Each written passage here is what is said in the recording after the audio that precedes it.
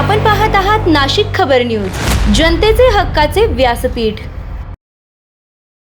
नाशिक शहरातील प्रभाग क्रमांक 7, 12 आणि 13 मधील नागरिकांना शुद्ध व पुरेसा पाणीपुरवठा मिळावा यासाठी 12 बंगला येथे उभारण्यात येणाऱ्या फिल्टरेशन प्लांटच्या कामाला गती देण्याचे आदेश आमदार देवयानी फरांदे यांनी दिले। गंगापूर धरणातून पाणी आणून अत्याधुनिक फिल्टरेशन प्लांट उभारण्याचा हा महत्त्वाचा प्रकल्प स्मार्ट सिटी योजनेअंतर्गत 2022 मध्ये सुरू करण्यात आला होता। मात्र काम रखडल्याने नागरिकांना अपुऱ्या पाणीपुरवठ्याचा सामना करावा लागत असल्याची बाब समोर आली आहे।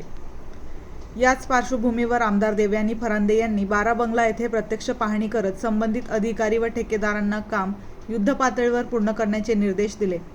दिवसाबरोबरच रात्रीही काम सुरू ठेवून डिसेंबर 2026 पर्यंत प्रकल्प पूर्ण करण्याच्या सूचना त्यांनी दिल्या।